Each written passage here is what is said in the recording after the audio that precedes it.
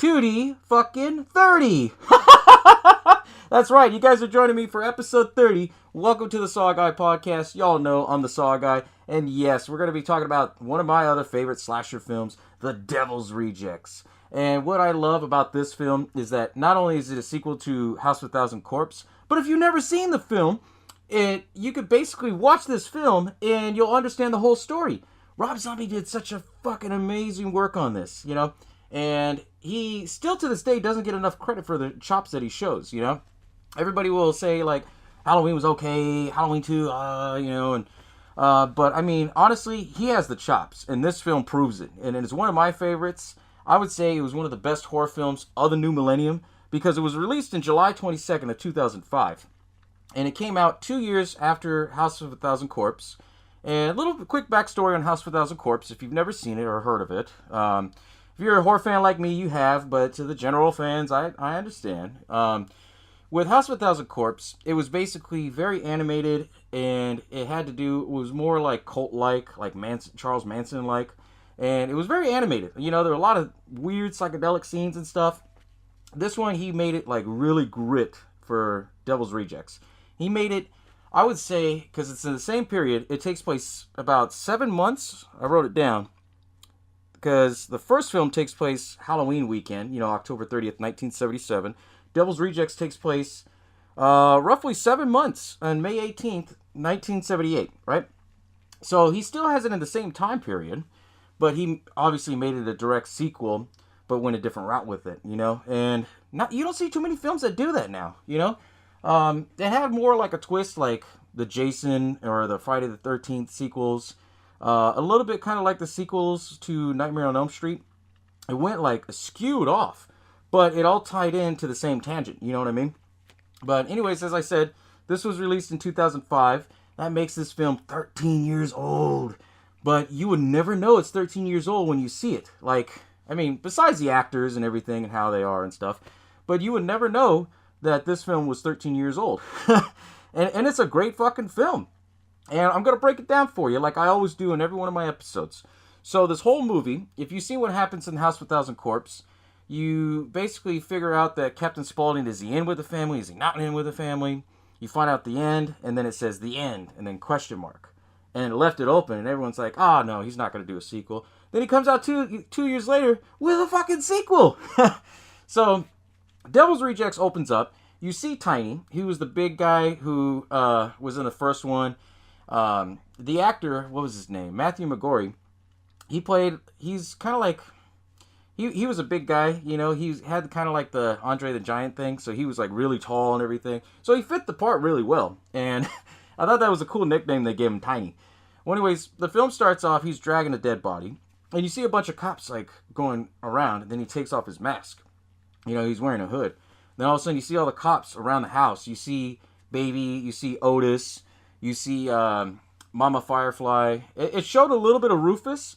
And, the thing I want to talk about with those actors is that, another catchy thing, they replaced the original Mama Firefly because, what's her name? Karen Black. She wanted to come back for the second one, but she wanted more money. Obviously, it wasn't in the budget, so they got Leslie Easterbrook. Same thing, I think, with Robert Mukes is that, I don't know what happened with that situation, but they ended up replacing his character, the brother, Rufus, and they replaced him with Tyler Mane, who's actually Michael Myers, or he's also played, Sabretooth and a bunch of other roles. But anyways, the cops roll up, they tell him, hey, you need to get out of here peacefully, otherwise we're going to open fire, and then basically they're like, oh shit, the cops got us. So it basically, they geared up, got their gear. The police, they already said, okay, they're not coming out, so we're going to fucking shoot. And, then it builds up, the music, and then 1, 2, 3, then you have this big-ass shootout scene. And it reminded me of, like, the old Western films, which was pretty cool. And what I loved about Rob Zombie, he's very good about maintaining, like, the time frame. Everything from, like, the handguns, they were all either 1911s or revolvers. The rifles, they were either bolt-action or shotguns. A couple of them, they had ARs, because, the 70s, they had came out to the public because of the Vietnam War and stuff. But also, too, if you look at the cars and everything, the time period, the way they're dressed, he blended it all in, and it looked fucking amazing. But anyways, they have this whole shootout scene. They stop for a second. The sheriff's like, wait, hold on a second. Get some tear gas in there. They get tear gas. They go in, and then, that's when they're all hiding, and then they come out. They start shooting.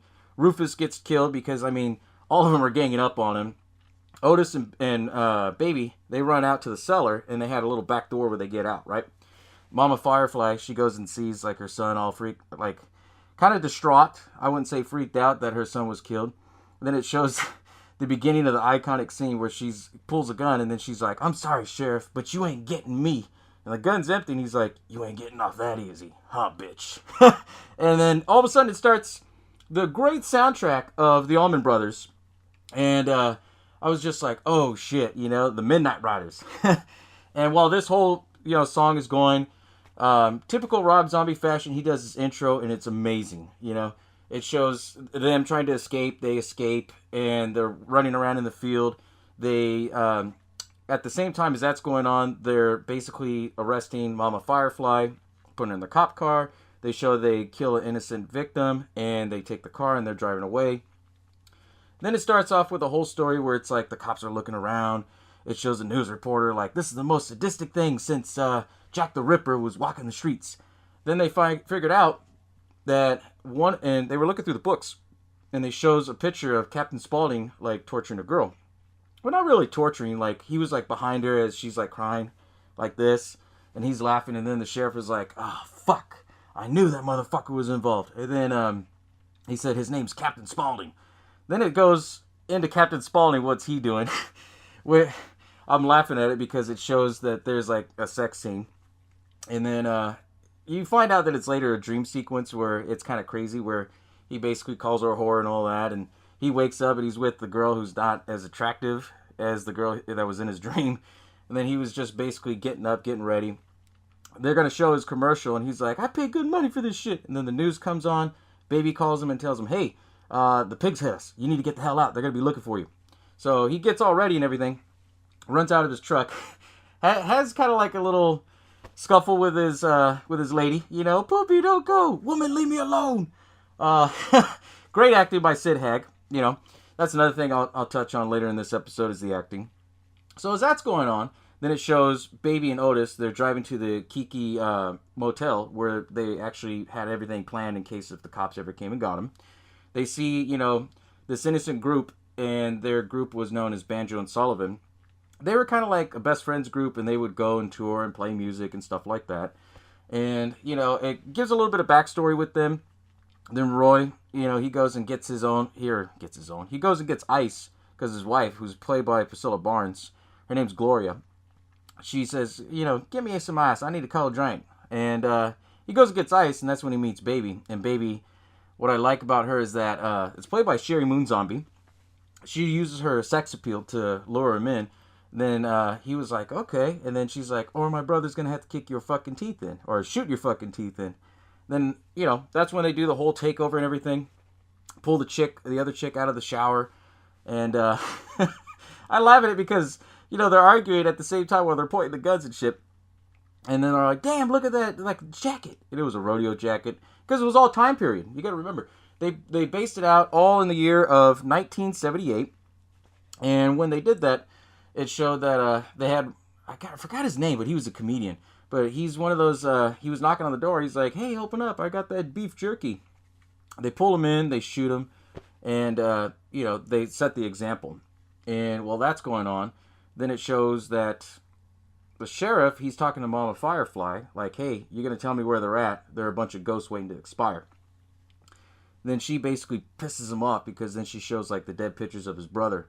And that's what I loved about this. There's so many connections to the first film. His brother was the other Wydell brother who went over there in House with a Thousand Corpses, and Mama Firefly kills him.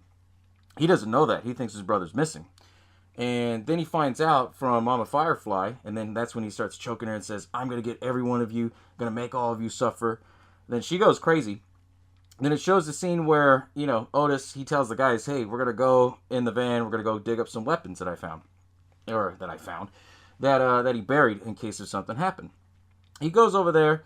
They try to attack him. He shoots one of the guys in the neck, and then he beats the shit out of Roy, the old guy, and basically says, I was going to take it easy on you guys, but look at you now. You're not no fucking hero. Lines like that, I don't want to repeat it because it was really brutal.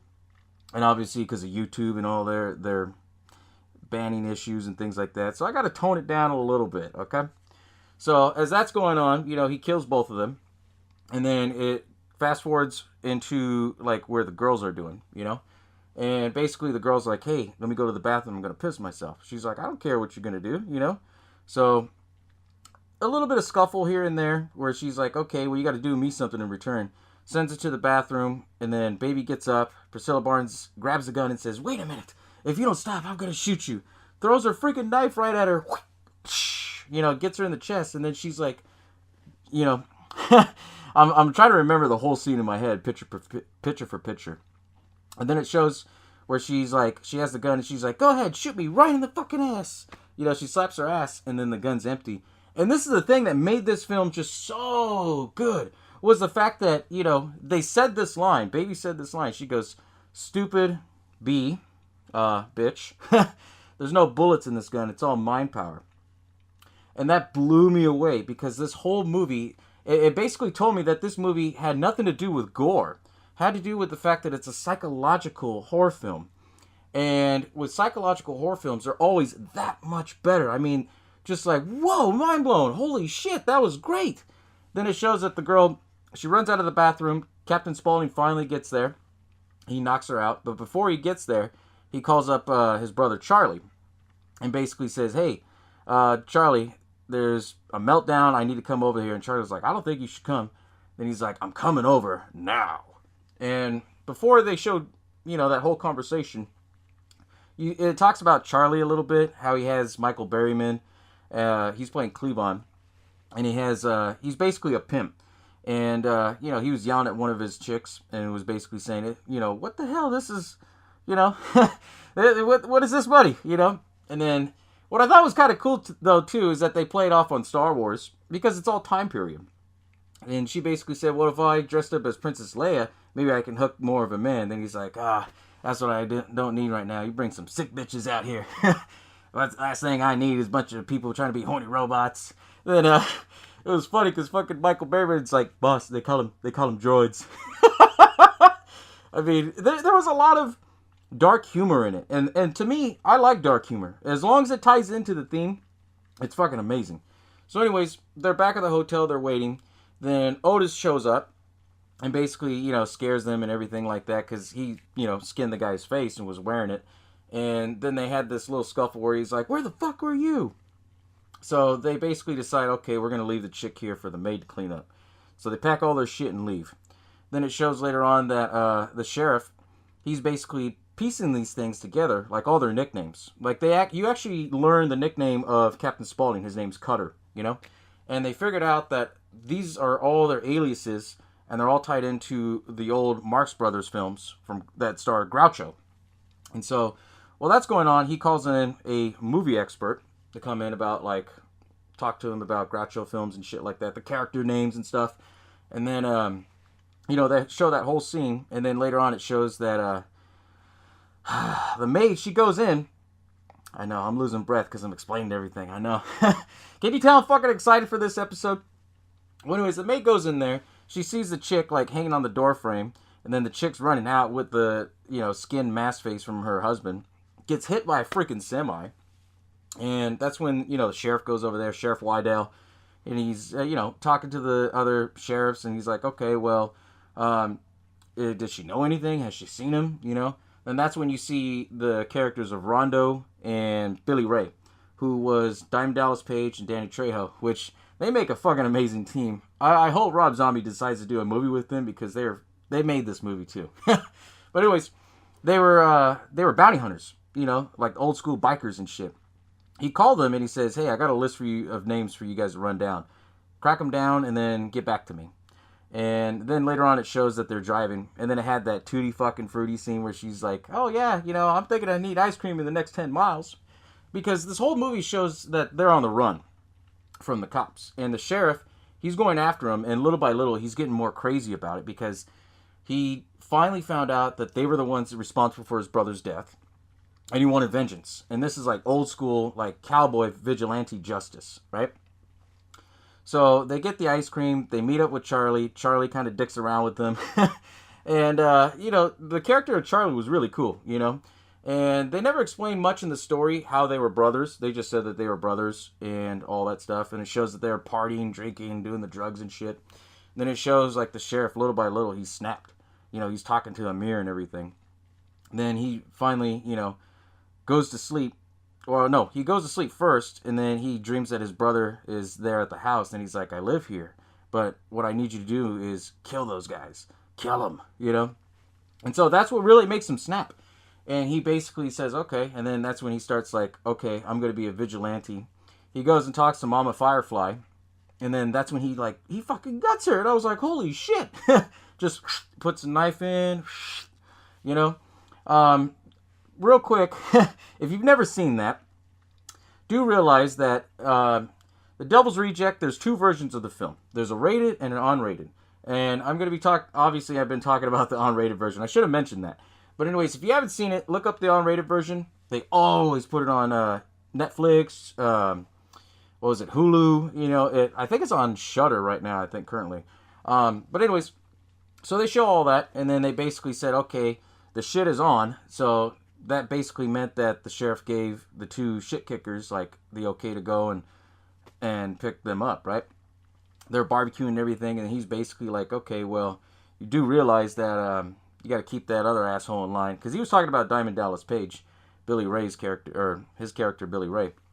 And they were basically had a scuffle, because he's like, okay, don't be stupid, make sure you take care of it. And then he's like, all right, Chief, we got it, And, they really did pretty good on the time period of how they play their characters as badass bikers, bounty hunters, And as that was going on, then basically, it's early morning. One of my favorite scenes in this film. You see Charlie and Cleavon, they go and they drive up to this guy who has chickens. And, he's talking to the guy with the chickens. And he's like, good morning, good morning, good morning. I'd like to get some chickens there. And then he's like, well, I got them long leg Rhode Island. Yeah, I'll take that. Then then that's when they had the whole chicken fucker scene, What do you call me, a chicken fucker? And, that I don't want to go too in depth on that, obviously, YouTube policy. But anyways, after that whole scene happened, then that's when the sheriff came up and said, hey, we're going to have a little powwow. And then he called him by his alias name, Wolf J. Flywheel. Get your fucking pimp ass over here now. And then he basically tells him, look, you better make sure that they're there by midnight. I'm going to come pick them up. You fuck me over on this, it's done. I'm going to take you out and the other guy, right? So it goes back to the scene where they're all doing drugs and shit. And then little by little, you see that the bikers, Billy Ray and Rondo, they come in. They take out the girls. They beat the crap out of them. Well, not out of the girls, but they beat the crap out of Otis. They get Baby, and they, basically he beats the shit out of Captain Spaulding. Then they throw him in the truck. And then it leads up to this whole climax scene where, he locks him in the house. He tortures him little by little. And he basically tells him, okay, well, most are never going to come to the level that we're going to be playing on. So, and he basically shows him the victims, staples the pictures on him. Just brutal shit, shocking him with the cattle prod.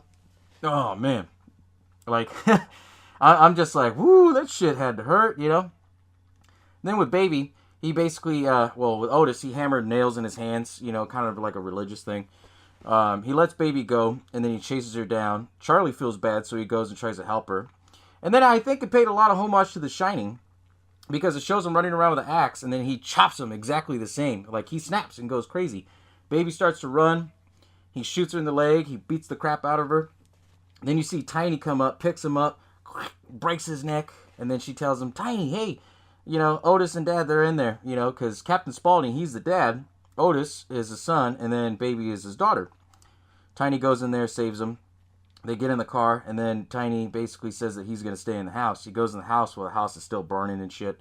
Then it has, the best ending for any horror film, or any film in general, They're riding on the car, and the whole song of Freebird's coming. They're riding on the Freebird. They're playing Freebird as they're riding on through this highway. Then they stop, and then it shows that there's a barricade of the cops, like with their guns drawn. And they basically have a couple guns, and they basically said, fuck it. So they're driving head on full speed at the cops shooting. And it shows that they're getting shot all over. And then it ends. And, that was a great fucking film because the whole film, it was gritty.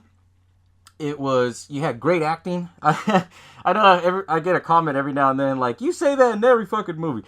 No, honestly, this is true because Rob Zombie, he basically, he has the chops. He really does, He gets older actors, but at the same time, he uses those same actors in every film. I mean, it's kind of got like American Horror Story-like thing to it, with how he uses the same actors and stuff. But they're great acting. They really are, And he made it very gritty. He did the time period really good.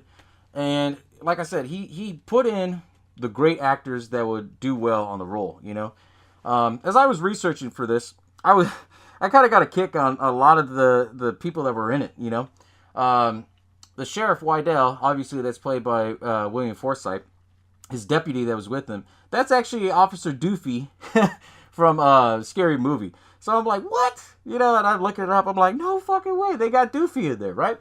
You have Danny Trejo playing as Rondo. You have, I didn't even talk about the part where PJ Souls was in it. His Captain Spaulding's truck breaks down.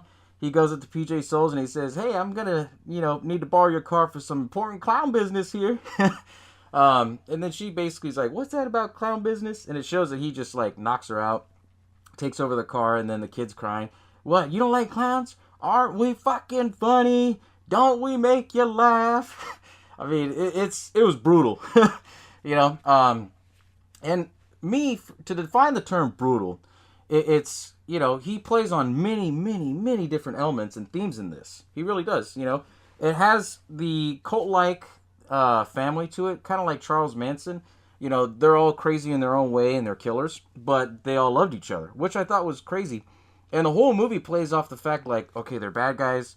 Now you need to feel good for them because they're actually decent people when they're not crazy, And it played on a lot of emotions on that. And then it's like, okay, now you need to hate the sheriff because the sheriff just kind of, went bad and he started going on a vigilante justice, But he, there's so much going on in this film that it's just, you have to watch it at least 2 or 3 times to kind of grasp a lot of things. And as I said before, I've always watched these movies so many freaking times when I do an episode on them, like 6 or 7 times at least, writing everything down. But I thought it was cool though, because I mean, he has a lot of different actors in there. I was gonna say pimps. No, one of the prostitutes, one of the girls that was Charlie's girl, was played by E.G. Daly, or Elizabeth Daly. And what's funny is she's the voice of Tommy Pickles from the old cartoons.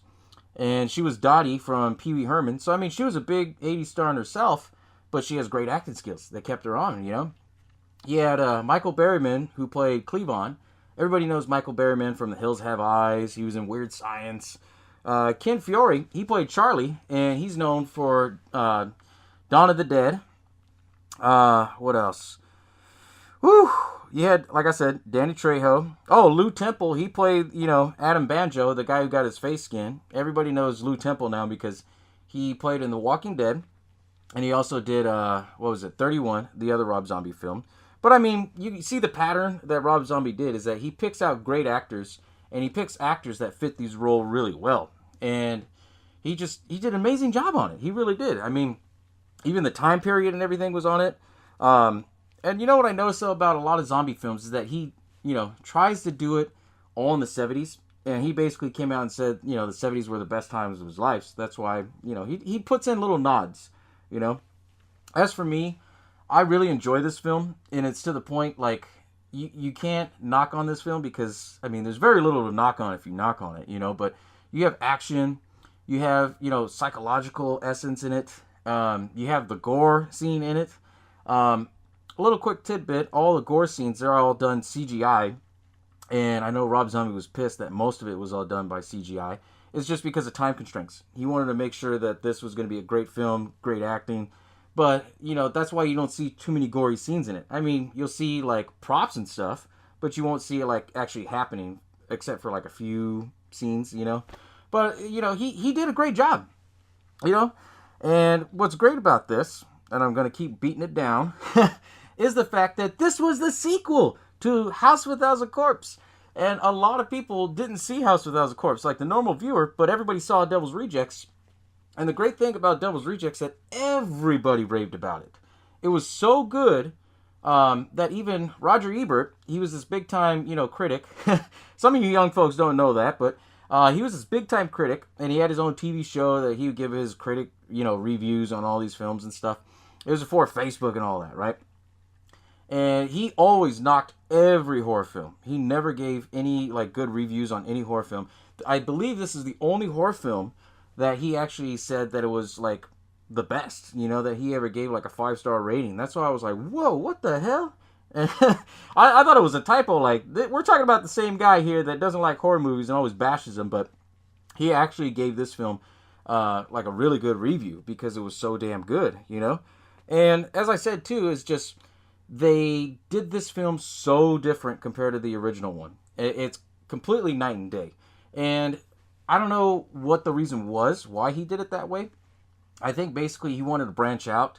Because if you see every zombie film, even the Halloween remake and Part 2 and Lords of Salem, he grows as a director, a writer, a producer, editor. He does most of the stuff by himself with, people around him that help him and stuff. But, I mean, you can see his work improving, and little by little he puts his own little twist on things. But he did an amazing job on this, And what I like about this too is that the ending was so well thought out and perfect. How are you going to make a sequel to it? How are you going to make a third one, tied into the series? But guess what? We're living in 2018. They're making a third one, which already is in, I think, editing process right now. But I know they finished wrapping up, filming all the main stuff. And they're calling the next one 3 from Hell, which is pretty cool, Then the fact that they, I don't know how you're going to tie that in and do a sequel after that ending, Supposedly, this is going to be more based on, how the Charles Manson trials and all that stuff went on. I don't know how they're going to play that out. I don't know how they're going to say that they lived in that. Maybe it was a dream sequence or something. I don't know. But this film was so great that, a lot of people wanted more for Rob Zombie. And it was unfortunate because, he never got around to do a third one because obviously the ending. And then he took his time and all of his efforts into the Halloween remake, which was great too, by the way. And after he did that one, then he did the Halloween 2. And his take on all that was good.